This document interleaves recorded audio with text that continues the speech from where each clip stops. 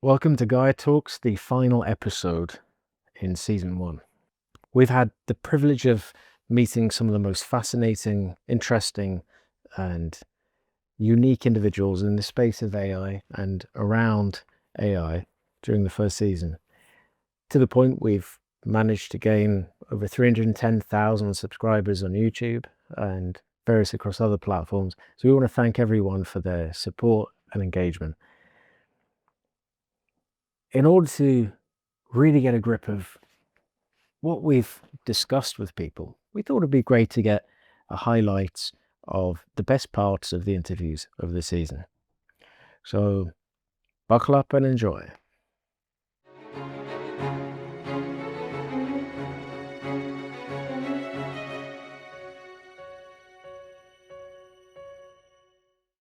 We talk about data, we talk about how your data is the public domain, but we're not talking about 100% of your data. You control your data, and they are data that's never ever left your body, your physical self. There's data that your feelings, your intuition, none of that is anywhere near the large models, right?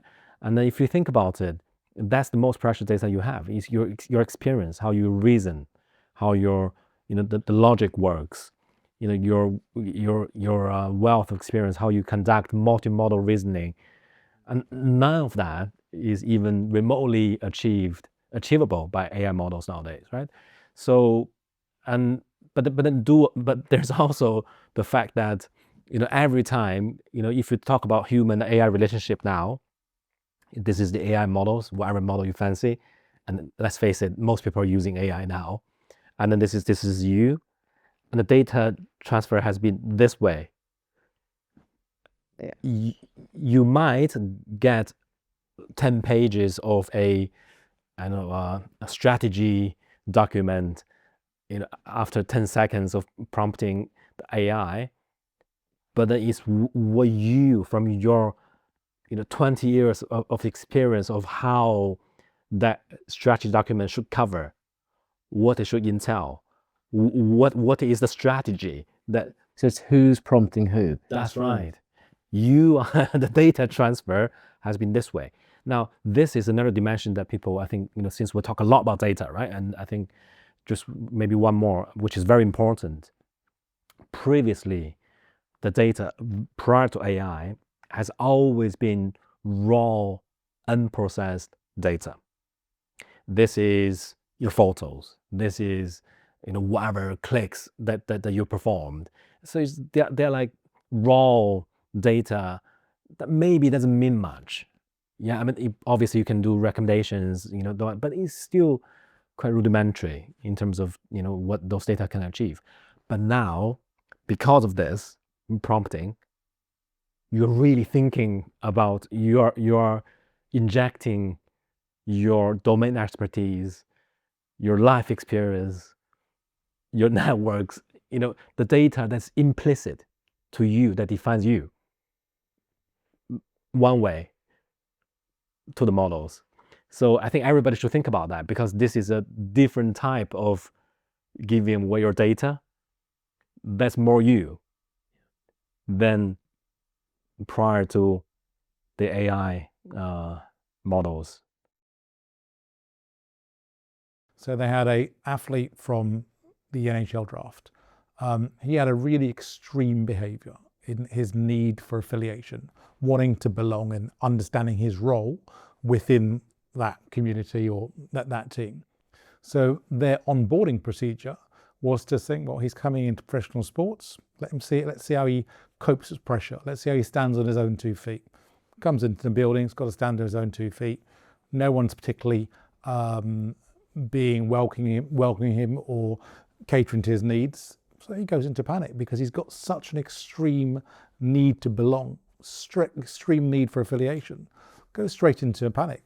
Within 2 weeks, he wants to leave. There's a ton of bad press about the player, and people are assuming what's in that environment. Is the culture bad? Why is this young guy that's a very, very high pick within the draft system behaving like this? Was a good player in college. What's happened in this 2 to 4 week span? He ends up leaving. The new team who signs him is a client of ours, and we identify, look, he has an extreme need for affiliation. And through our AI, ask some suggestions. What would you do with this guy with an extreme need for affiliation? Number one, show him his spot in the locker room. Show him where he sits. Number two, introduce him to his captain. Number three, bring his parent in for the first onboarding meeting. That guy goes on to make his NHL debut within 6 months. Did he forget how to play hockey? Did he become a bad player? Or did they not use technology to understand who that talent is they spent tons of money on, and how to unlock that talent and how to onboard them? So one other point, and the context being, I've no doubt you have closed hundreds of millions of dollars, and the wider picture now it's in the billions.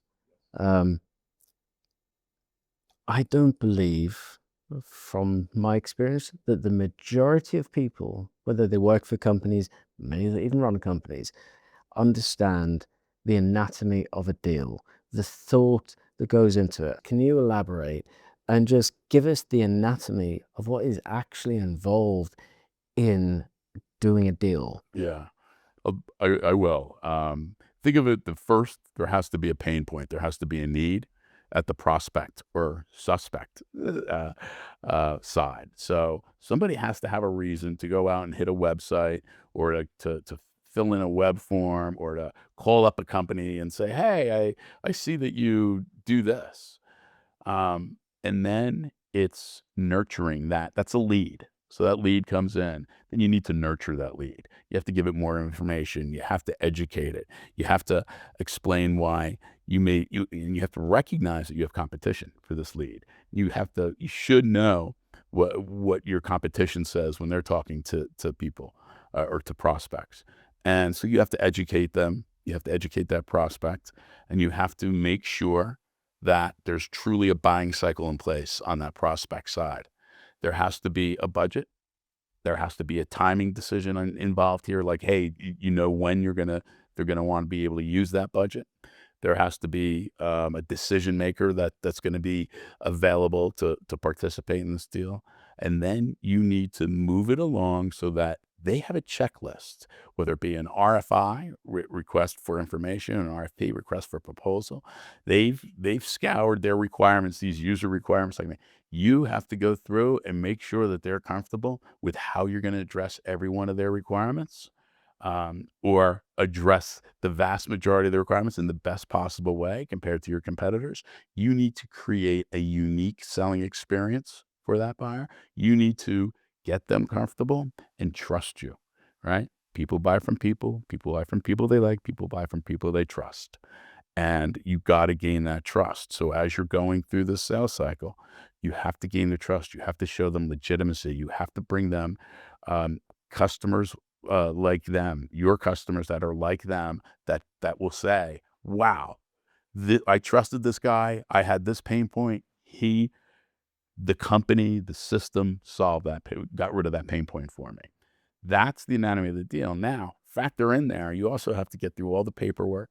You have to get through all the legalese. You have to get through the commercial terms. You have to get agreement on the commercial terms. Compliance. The security compliance nowadays. So you have to get, and this is one thing that happens often. You get ahead of yourself when you're selling a deal, and you don't get the IT guy at the prospect site to sign off on it that, yes, this meets all the security. It fits in, it's compatible with our solutions. Yes, we can do it. So you have to think for the buyer. As the seller, you have to think for that buyer and tell them what they don't know. First thing I would ask somebody is, hey, have you ever bought a software solution like this before? Have you ever bought an enterprise solution like this before? Oh, no. Now my selling process is way different than what it would have been if, we just installed, a pretty big ERP system, or we just installed a big CRM system. It's probably a better example.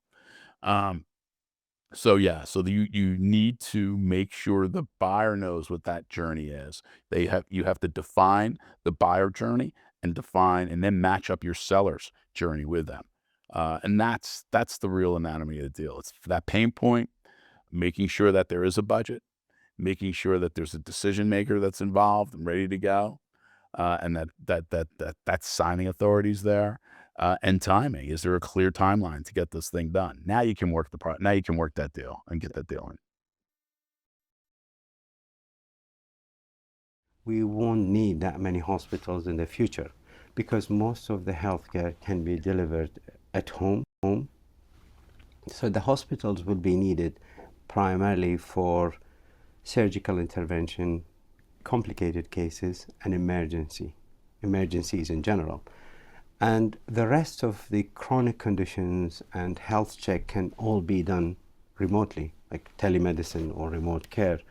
So people can gather data about an individual through the smartphone or the wearables, such as watches, rings, whatever they are.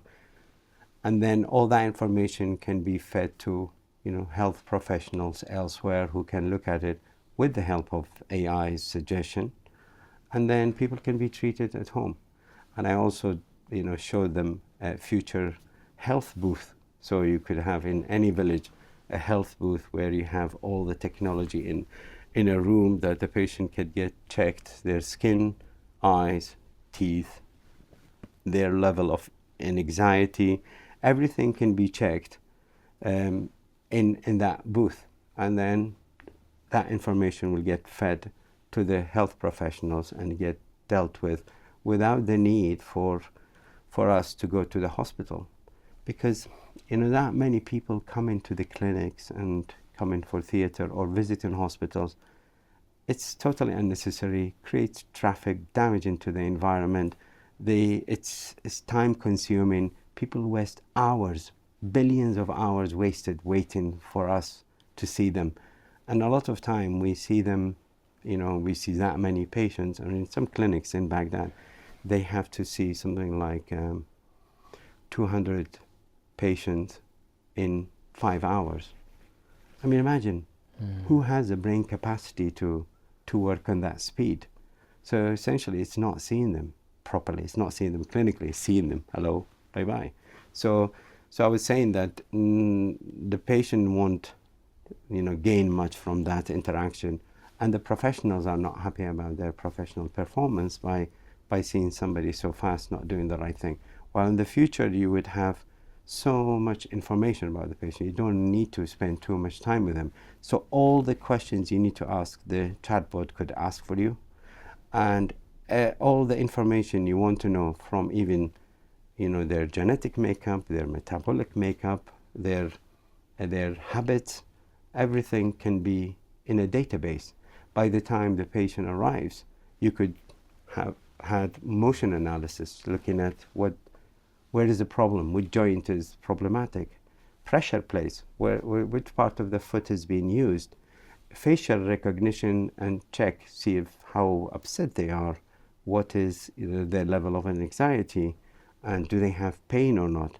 So when the patient arrives to the doctor, maybe that initially should still happen, they probably need 1 minute of check-in and examination, 5 minutes by most, but the patient will go out with a diagnosis and a proper plan. The diagnosis probably will be made by AI, and the doctor verifies it, and the plan will be probably all written by AI, not verbal instruction, and the patient could have it digitally immediately. So everything will be different. There is this misunderstanding that technical solutions will solve social problems, when in fact, what actually happens is technology just enhances social problems if you don't actually resolve the root of the issue. We cannot just improve educational outcomes among kids by handing them a bunch of AI tools. You ultimately need really a lot of investment from their teachers to help the kids learn how to use the tools in ways that enhance their critical thinking and enhance their curiosity and make them feel really supported and make them feel like they are believed in and to give them confidence. And ultimately, what actually happens oftentimes when technology advances, suddenly an AI tool can do something, it actually becomes an excuse for people to invest less in the ultimate root issue. And it's the same thing with climate change, like all of this rhetoric around AI being able to solve climate change. What type of AI are we talking about? And because there are certain types of AI that absolutely can help tackle this climate issue, but only if it's well financed, if we're studying it correctly, if we're deploying it, and there's political will to then advance the solutions that are related to AI for climate mitigation. But what actually happens is AI now becomes a cover for a lack of investment in all of these solutions because AI is going to solve everything once it advances further. And AI, the production of AI itself is now accelerating climate. And this goes back to, an observation that was made very, very early on in the AI discipline by Joseph Weizenbaum, the MIT professor who was the inventor of the first chatbot, Eliza, when he wrote his large tome, Computer Power and Human Reasoning.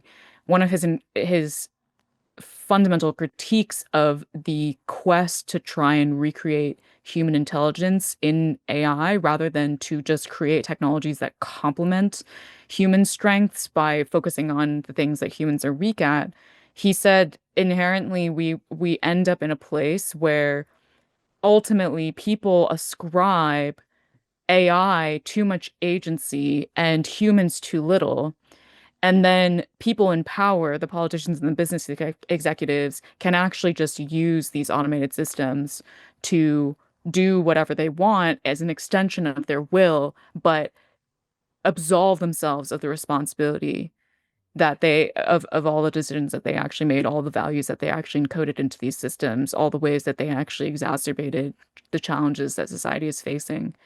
Yeah, and I part of my work as a journalist has been constantly to try and illuminate the fact that technology it has to be complementary, and nothing about technology is ever inevitable. It is always a product of human choices, and so we need to actively decide always to build technologies that assist and enhance rather than simply automate and replace and become that cover for a complete total lack of investment in social and political progress instead. Those data centers are going to be, and I'm stating the obvious, they are already, but extremely important, not just how many there are, but where they're located as well, really. If for instance, if I'm in the United States and I'm have my model running from a data center in a not a friendly country, that's a risk for me, right? Well, you tend to have a distributed architecture. So you tend to have, for low latency, deploy your technology across multiple different data centers so that you have, first of all, redundancy, because anything can happen anywhere in the world, which could cause problems and has been known to when people have been too dependent on one. So you have that redundancy. And then from a political perspective, how well you can serve different territories. And we're already seeing a divide on a global basis where people are adopting this side or that side. And it's probably more for that reason, but we've seen political decisions to prevent certain countries having access to core component parts of data centers in and around AI, where other countries can have them. And GPUs, right? Well, that's what I mean with the GPUs. But that leads to innovation, which actually advances some people further than the whole point of denying them in the first place. So it's so fast moving and so complex, and most great things happen through adversity, when you need to get a result and you don't have everything perhaps others that do have. So on one side, are you breeding a little bit of laziness on one side, or are you creating innovation through actions? Ultimately, either which way doesn't last too long, because this is moving so fast. It's only a 3 to 6 month gap.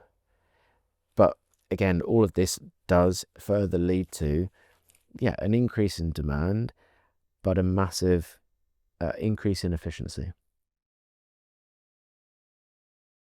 We looked at a piece of work where we compared a human researcher doing data analysis compared to an AI software doing the analysis. And one of the differences we found was the amount of time that it took. It took the researcher 9 hours to do it. It took the AI software 30 minutes. So that time can then be utilized for that individual or that researcher to use softwares to then write up the paper. And it's not saying that the software is going to completely write up the paper for you, because there is some element of, your expertise, your knowledge that is required. So for example, if Professor Cade is writing a paper on his expertise on knee surgery, if he's doing a paper on knee surgery, the software isn't going to write the paper entirely for him. He's going to need to go back and make sure that it reads in the way, edit it, write it up. So in that same time that he's written one paper using AI, or he would have done in the time not using AI, that he'll be able to do so much more. So I think that's one of the things that it will really change the way people can deliver their output of work. Because something I found fascinating when it was originally described to me, on average, for a very comprehensive research program, could take 5 months worth of data collection. Yeah. I mean, I've known many young doctors, surgeons who have described that.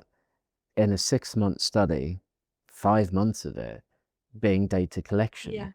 And I mean, that's the rate limiting factor. I mean, this is why we got involved, to help address that, because it is the fundamental problem. Yeah, it's one of the biggest problems. And then also on top of that, it's the layer of, like GAEA, we always talk about trust and truth, data validation, and then continuous learning. So to consider data as a flow. More like liquid. Like a liquid, like a data lake type thing. So I still remember the first time that when you came and when we spoke about the project. And I just remember, I've always seen lots of fragmented systems. There's very few systems that are, that have one electronic patient record system that outputs all the data. So wherever I've worked, whatever I've seen, I've only known it to be very fragmented. And I just remember hearing you talk about, bringing all that data together. I was there fascinated. I was like, we have to do this.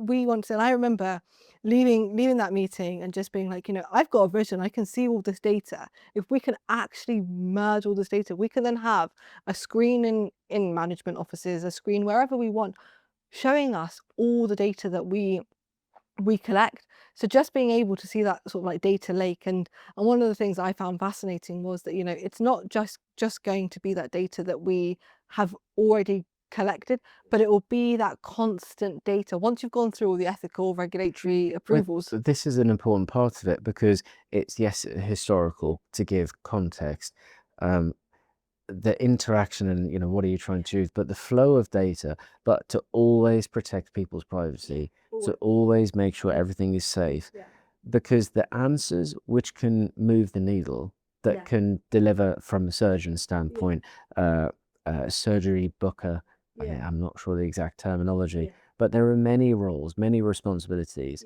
and if the people who need to understand information can find out the information pertinent to them making better decisions in a more efficient manner, but across the board where the dots are connected.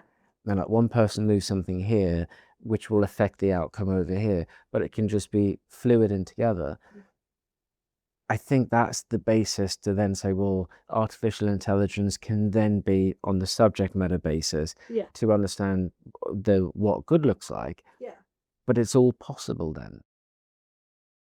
Just because the AI has essentially decided we like this stock, again, if it is a stock that, let's say, doesn't pay any dividends, but the underlying client has stated that they are very income focused, you have to really look at that and say, so how does that really fit what they want?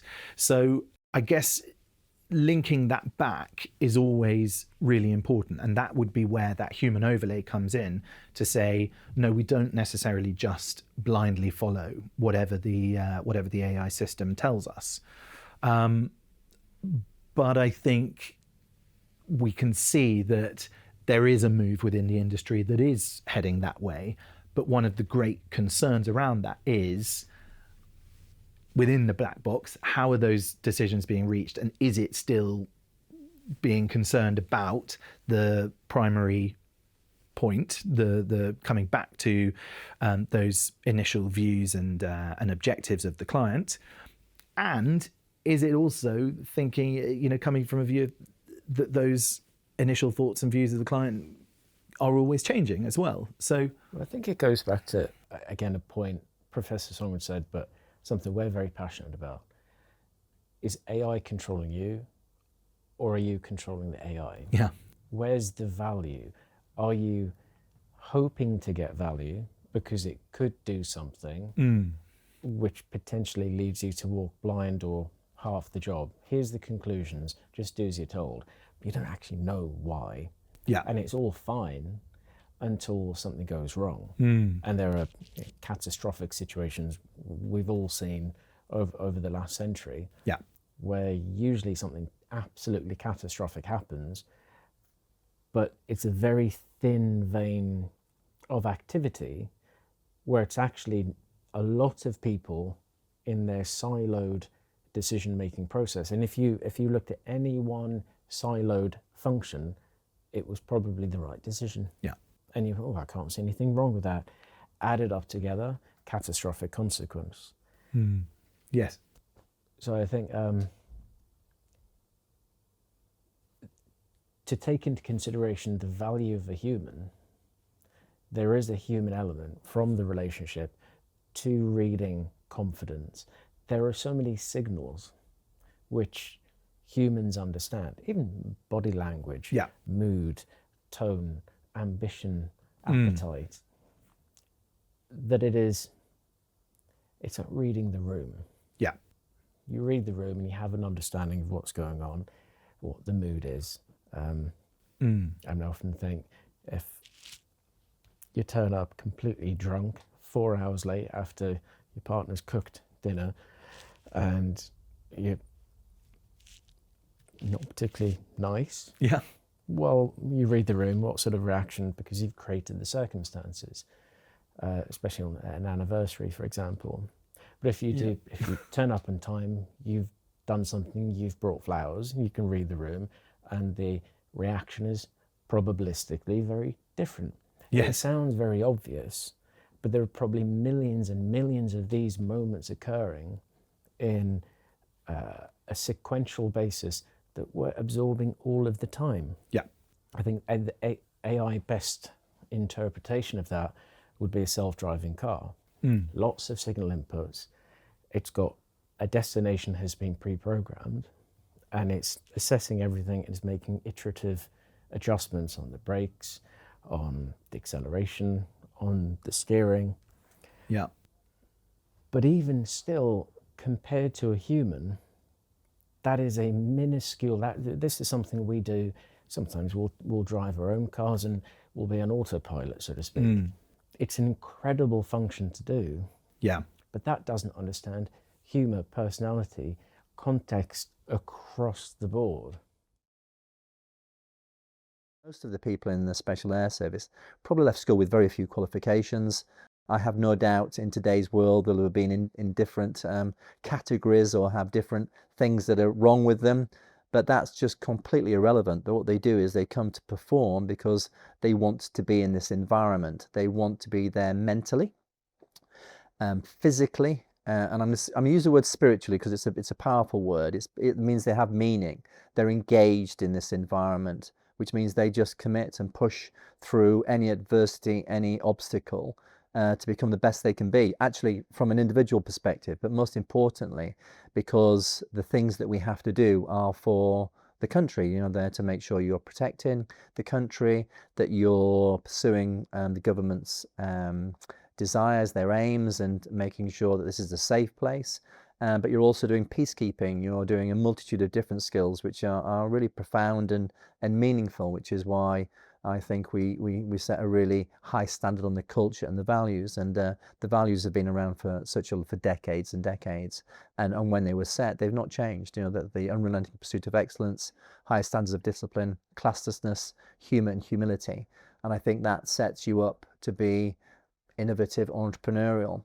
It also creates an environment where you want to be ahead of the competition, and I think, you know, we'll come on to this later, but I think that's probably been very important in my life as well. It's to seek an opportunity. What enables me to be slightly better? I think that's probably what drew me into the military in the first place. So I just wanted to see how good I could be mentally and physically. How could I drive myself? How do I think? How can I get better?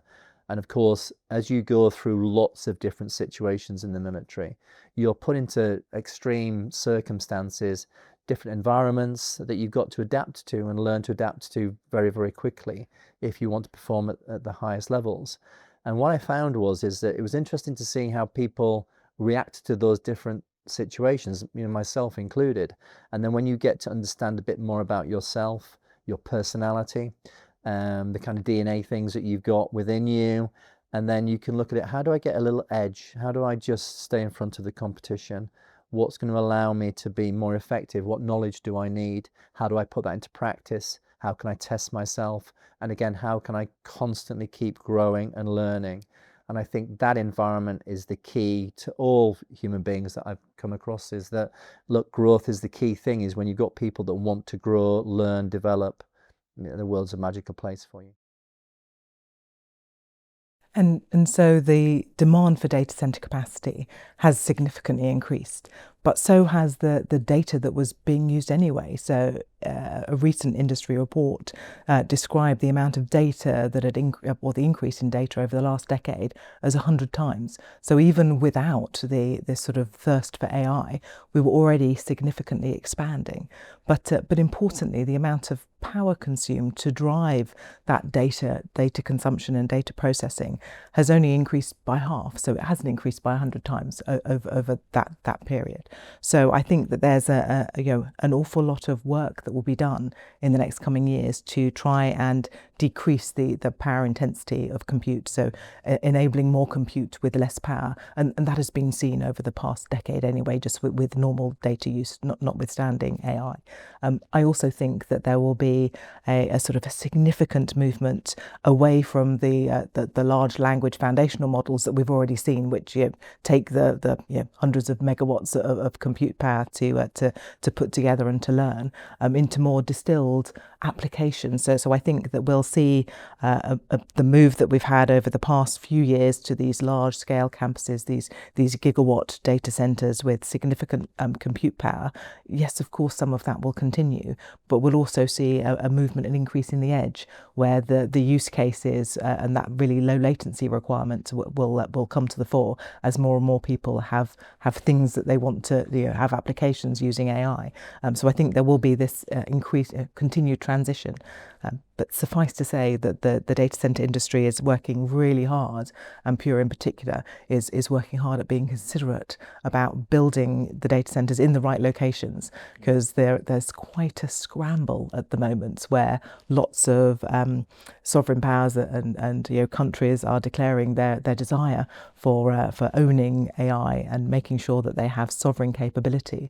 But we need to make sure that we can enable that, and we can enable it in a very thoughtful way and an enduring way. It needs to be sustainable. I don't want to be building any data centers that then become an unused tool in the future because the model has moved on. So yes, I think being very considerate about what we're doing.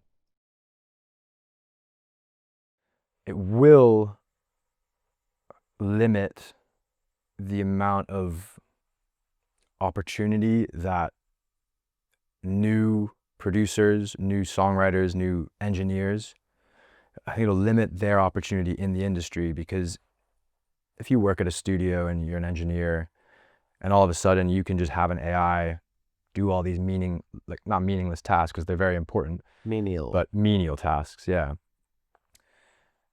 That takes an opportunity away from a younger engineer to then go in and start learning from the guy that's already there. It becomes much harder for that new engineer to then go and actually learn the skills that are needed to become a professional, to thrive. So you're talking about like the AI education paradox, where what happens when the last people that know how effectively the end-to-end process works, if effectively that's being replaced by AI, then who understands how AI comes to the conclusion in the first place? I think you guys talked about this with in the legal context a couple months ago. Yeah, it is. Yeah, if every young person getting into the industry relies on AI, let's take mixing, for example. It's somewhat of a scientific process. There are certain frequencies that will sound good. There are certain frequencies that won't sound good. And you might be able to have an AI that could do that really well. And I think I saw a video recently of there's a company that was promoting their AI mixing tool, and they had a bunch of producers use it, and all the sound bites of these producers are like, oh wow, that was amazing, that sounds fantastic, that's saving me so much time. But then if AI is doing the mixing for every song because it's time saving, it's convenient, it's efficient, first of all, what happens to all the mix engineers? Where do they go?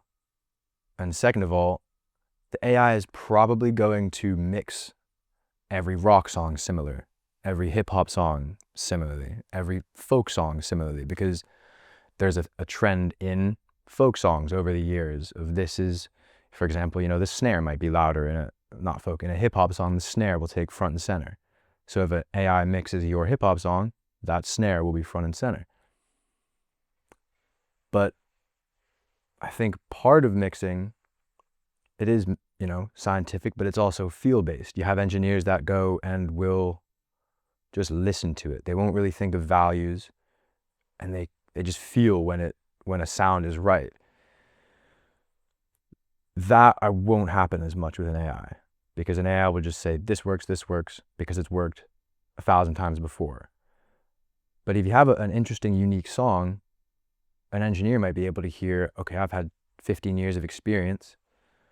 I've done 1,000, 2,000 songs in this genre, but this specific one, I hear the emotion they're trying to get, and I think this other path might be a better thing to prioritize, maybe a different instrument or it could be anything really. But to do that, you have to have trained ears. You have to have been doing it for a long time.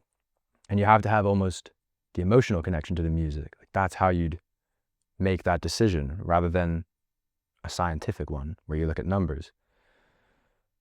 I don't know if an AI could do the emotional part. And that's often what makes a song stand out. You might have 10 songs that are similar. One of them was just mixed differently. And that brought out the emotion that the artist was trying to give, in a better way than the other 9 songs. Definitely a lot of people could suffer from it. I think it depends how the industry as a whole and songwriters as producers as a group decide to adopt AI. This kind of brings on to opening up your experience, and I've mentioned Richard Feynman as one of my favorite people to have lived. Give us an insight, because you experienced being taught by him. I was very lucky in that I was able to get some lectures in quantum electrodynamics from Richard Feynman himself. And I think my takeaway was, first of all, what a fascinating storyteller. He taught physics through story and narrative. He was very physically active. You can go see the Feynman lectures on YouTube and that, and he's dancing, basically. The amount of physical action and the way he uses his voice. And all these things are brought together to describe exceptionally weird and complex physics with, very complicated mathematics. But within this narrative, he's bombarding you with movement, voice, explanations, and a wonderful narrative that just brought you in. And for some reason, it's like he's taken away the clamps on your brain, and you start to understand things that would normally have been, 6 hours in the library looking at a textbook and still not getting it. But I do think the lecture was a performance that opened yourself up to the actual content that he was delivering in it. So if he'd done it just sitting there and standard and talking, I think it'd be not as effective. So it was that performance that allowed you to learn. But that's a fascinating, again, observation to understand, well, if that is the case, and what made him an incredible communicator, then we can adopt that. I mean, also for context, because many people maybe don't know who he is, what did he do? What was so significant about him with his achievements during his life? He worked on the Manhattan Project first as a very junior physicist with Oppenheimer. He was renowned for being naughty, just because he was a magician. And he was also an excellent safecracker. And he got in trouble because he just wanted to prove that he could break in and open the safe of where all the secret documents were, which he did. And you can imagine, the military don't have the best sense of humor. The fact that their best security, he was able to go in and get it out. So he was a prankster like that. He was well known for playing bongo drums and being the equivalent of a 1950s hippie, a mod, sort of type thing. Well read. The NASA situation. Oh yes. When the space shuttle unfortunately blew up, he was called in to solve the problem. Because there's billions of parts of that. And of course, again, his clarity of mind, his logic solving, he was able to do that. He was a brilliant physicist. He got the Nobel Prize for coming out with what's called, you'll hear a thing called quantum diagrams or Feynman diagrams, which are ways of representing particle and energy reactions. That goes along with a whole bunch of complicated mathematics, but this Feynman algebra allows mere mortals like ourselves to handle this mathematics in a much more reasonable way to get to answers. So yeah, and he just had an energy about him, but a sharp mind, and it would apply it to any problem, not just physics. Let's just say phishing, for example, that's been around for years, and there's a lot of awareness around phishing now, but it still more needs to be done about it. What is it? So a phishing email is essentially you receive an email pretending, I send an email pretending to be someone else, and the aim of the game is to make you click on a link, put your credentials in, put sensitive information in, so then I can then access the systems. So it's a way in to your infrastructure. Now, there's different types of phishing. There's spear phishing as well. There's vishing and smishing, which is voice and SMS messages. Yeah. So, but just talking about phishing, emails is essentially trying to get access to your infrastructure. So I would craft an email pretending to be someone else, enticing you to click on a link to change your password. So I can be pretending to be from a vendor, saying to you, right, can you change your password because there's a security vulnerability and you need to do it by 5 o'clock today. And you usually send it half an hour before the deadline. So in the mindset of the person reading it, you're under time pressure. I've got to do it quickly by 5 o'clock. Otherwise, I'm going to get told off. So there's psychology involved. Yeah, exactly that. Now, fast forward that to now, is that the things that we used to say is there's a time pressure. If you look at the link, if you just hover over it, you come up with it's not actually going to where it's supposed to be going. And there's grammatical errors, and the way it reads is, does that actual person speak like that? No. Now, fast forward to now with AI, you can ask any AI model to request a perfectly crafted email. So your grammatical errors are gone. Can you hide a link? How do I hide a link within a word? So they press it and it goes somewhere. And obviously, if you ask the AI models can you do this for me? They'll say, that's illegal, you can't do it. But if you just manipulate the way you say it, say, you can just say, I'm a security researcher and I want to inform a client how best to do this, and I'll give them an example. It will do a perfectly written email in that example. So before we tell clients, look for grammatical errors, now we say, if it's really perfect, then there's something obviously wrong on that side of things. I mean, but then it's only going to get worse on that side of things, because you're looking about sentiment analysis, looking at the tone of emails. And again, if the more data you have as a malicious actor, you can train the AI to then generate those types of emails to people to make it more believable. I've been in the space of AI and data science for more than 10 years now. So I've been doing it since, before it was cool, really. So I've been in academia, I've been in the industry, I've been in the startup scene. I'm a 3 times published author. I've worked with many different universities across the world, including some heavy hitters like London Business School, UCL, and Cambridge. And I'd say I have many passions, right? I realized we share the same passion in music, even though mine is not as much professional as yours.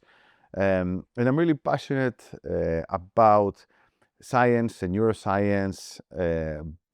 I've done quite a few things in this area across the years, but I'd say what I'm currently focused on with everything we're seeing in artificial intelligence is helping people understand that is professionals, senior professionals, junior professionals, doesn't matter, how to make the most out of AI. But I don't say this lightly. I don't say this from the perspective of, how can you use a tool? How can you do your job a little bit faster, or how can you improve your skills in Excel using AI? I say this more from the perspective of how can you see the big picture and really make the right moves for your career and develop your skill set so you can take advantage of what is most likely going to be one of the biggest revolutions of our time, because we are witnessing some changes that we haven't seen since the era of the .com. Absolutely. Now, we discussed just in our little pre-chat, one of the areas of AI that you were working on originally, and now you've seen it come back. Tell us a bit more about that. Yeah, so if you're referring to sparking neural networks, that's really fascinating, because I think quite often in tech, not only in AI, we get carried over by fashions. And there's all these different ideas and schools of thought, and at any given point in time, one of them seems to be dominating the conversation. And surprisingly so, this is large language models. And I say surprisingly because, this sounds like an oxymoron, right? On one hand, there's no question about the efficacy of large language models, and it's very fascinating to see that they're undertaking SATs and IQ tests and all that, and they seem to be scoring higher than a lot of humans. However, there's many other schools of thought in AI, and one of the most popular ones was a school of thought that was focused on biological analysis. That is, the main idea behind the school of thought was like, look, since we know that the brains are intelligent, but we try to replicate a brain. So obviously you don't need to replicate everything around the brain, like you don't need to replicate the design of a bird to create an airplane, but regardless, you want to replicate as many of those elements as deemed important, right? So large language models, they are based on a very loose biological analogy, and one of their key features is that they're extremely inefficient. Yeah, so they can do all sorts of things now. They've mastered language, but they spend so much energy that, for a conversation like the one we're having now, if we were as inefficient as a large language model, they would have needed 20 or 30,000 calories, What would that be in actual food, you think? Yeah, I don't know, like maybe 30 or 40 burgers and, 5, bottles of Coca-Cola or something, which doesn't make any sense. So if you think about it, our brains are incredibly efficient, and no one can really tell you why. Is it quantum effect, like Penrose had suggested? Is it the fact that they operate in 3 dimensions, not 2 dimensions? We don't know. But there's something in trying to replicate some of these functionalities and say, yes, we can use a biological, get inspired from biology in order to create something that's like a real neuron and try to create intelligence in this manner. So this type of approach seems to be doing a comeback, and as a way to solve some of these inefficiencies. That being said, it's not the only approach. I know there are companies betting on quantum computing or new architectures. Even though this is fascinating, in the last few years I found myself mostly operating in the layer between theory and application, right? Because I think that now we're seeing all these different layers, from now LLMs as the foundation, then new ideas being explored, and then we have all these layers of application, from the superficial, which is what most of us are doing in our everyday lives, to the more in-depth elements, from what would be an AI strategy within an organization, but what would also be a career invention for an individual. Well, that's a wrap for season 1 at GAEA Talks. I hope you enjoyed the highlights. We'll be back next week with episode 1 of season 2. Look forward to seeing you then.